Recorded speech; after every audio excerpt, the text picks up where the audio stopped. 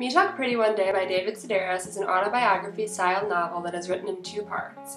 The first part includes stories from David's childhood and family life, a troublesome drug addiction in his teens, his transition into adulthood, and all the twists and turns he runs into after college when looking for a job. The second part of the book is his life after he moves to France, with his partner and all the challenges he must face as he tries to learn French. Throughout his whole life, he has trouble communicating, whether it was a speech problem, a habit of being too polite, or fear of speaking up. This constant theme is highlighted in many parts of his life, but David's move to France marks the beginning of his efforts to finally overcome his insufficient communication skills. By taking up French, David challenges himself to communicate in a way he's never even dreamed of. Throughout the second part of the book, his French progresses, and David's life seems to have more of a purpose and an overall happier tone. To display the theme and writing style that Sedaris used to write this novel, I put together a reenactment of a few scenes from the book. This first scene takes place when David is in elementary school. Due to a slight lisp, he has been forced to see a speech teacher once a week at school. This experience was the first indication of David's inability to communicate. So which do you like better, State or Carolina?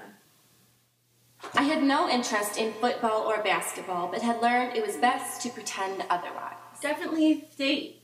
State all the way. State, did you say? Yes, State.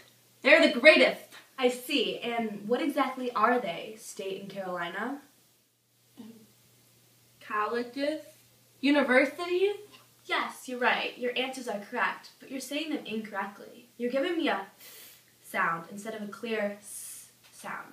Do you hear the difference? May I please have an actual answer? Uh-huh.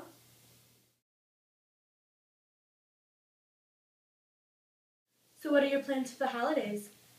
Well, I usually remain here and, open a gift from my family.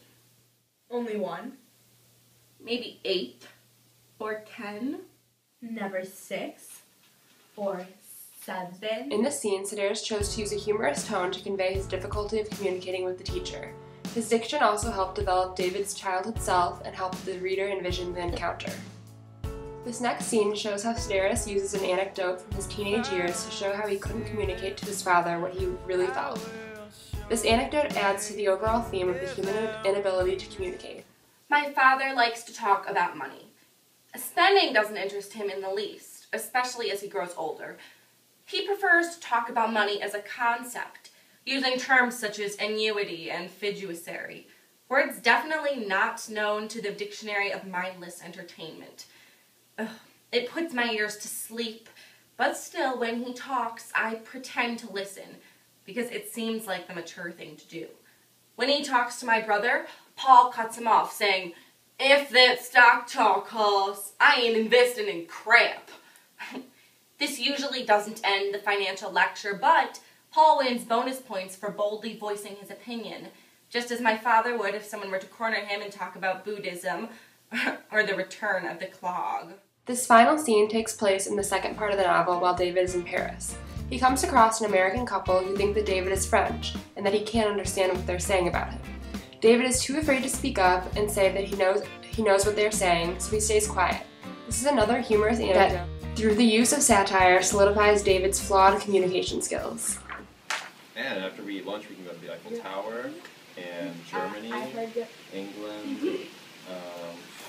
Do you smell that? Wow, that is pure French, babe. That little froggy is ripe. Is he talking about me?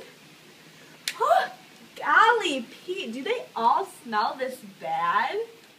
It's pretty typical. I'm one about our little friend here, hasn't had a bath in a good 2 weeks. I mean, Jesus Christ, someone should hang a deodorizer around his neck. You crack me up, Martin. I swear you do. Carol, watch out. He's going for your wallet. What? Your wallet. That joke is trying to steal your wallet. Move your pocketbook to the front. The guy's a pickpocket. Wow, I did not see that one coming.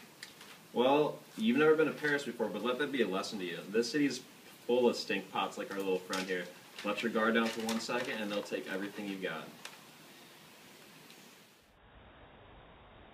In my opinion, David Sedaris' humorous and witty tone, realistic diction, and hilarious anecdotes made this read something to recommend. Sedaris was able to turn a potentially boring story into something wildly entertaining. Thank you for watching, and definitely check out this book if you're looking for a good laugh.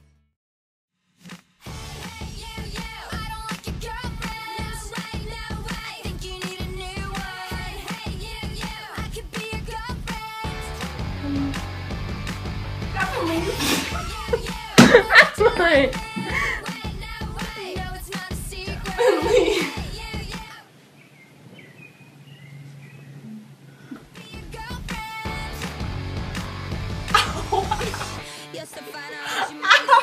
What?